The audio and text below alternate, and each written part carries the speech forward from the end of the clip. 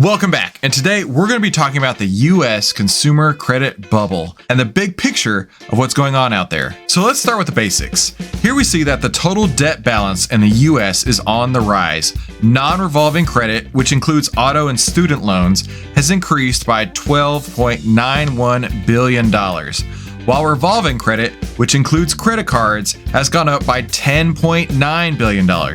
This trend has been consistent and is showing no signs of slowing down. So what we see here is that the consumer credit in the United States has increased by $23.8 billion in July of 2022, and it was $39.1 billion in the previous month. Yet this is below the market expectation of a $33 billion rise. Now let's take a look at the demographics. We can see that the people in the age group of 40 to 55 use debt the most, followed by the older generation between ages of 56 to 74. And one interesting note is that the average income level is directly proportionate to the level of education that people have, with people with no high school education having the lowest income level, and someone with a doctorate's degree being on the opposite end, making over 3 times as much. Now here we can reveal the unfortunate truth of the gender income pay gap. A 2021 report from PayScale shows that women earn only 82 cents for every dollar that a man makes. This 18% difference is the raw gender pay gap, and while it's narrowing, progress is still slow.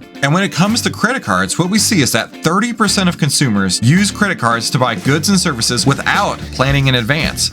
This can lead to credit card debt piling up without the borrower ever even realizing it. So your credit score can have a huge impact on just how much of a loan you can get and how much you'll be paying for it. And it goes without saying that by improving your credit, it can help lower your rates and help you pay less on loans that you may need. So what is a good credit score, and how does that impact your mortgage, auto, and credit card rates? Well, lenders are taking it serious these days, and they're focusing only on the highest quality borrowers, which, unlike in 2008, when banks were generally lending to anybody with a heartbeat, generally a 680 credit score or above is considered good, while any score above 740 is considered excellent. And you could see rates vary wildly, where a mortgage rate for somebody with poor credit could be as high as almost 10%, whereas somebody with excellent credit could get 4% or less. And the same holds true with credit cards. If you have poor credit, you can expect to be paying 28.9% or even higher, whereas if you have excellent credit, that could be as low as 8%. Well, one thing that the American consumer has done right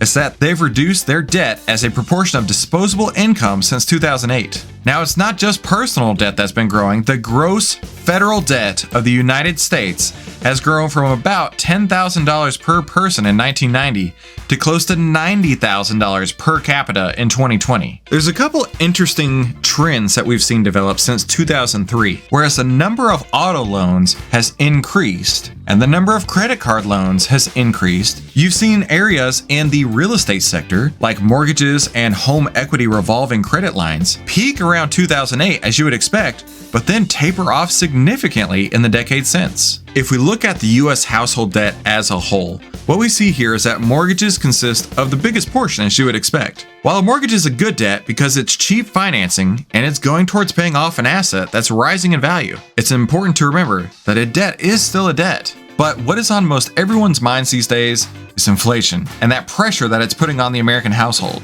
Prices for homes and vehicles have been rising, and borrowing amounts have risen as well. Americans are borrowing more, but a big part of that increased borrowing is really just attributed to higher prices. In fact, the average dollar amount for a new purchase on both autos and homes is up 36% since just 2019. Americans are borrowing more, but a big part of that increased borrowing is just from higher prices. So be sure to come back next week, where we're going to be diving deeper into the surge of consumer debt and what that means for the consumer credit bubble.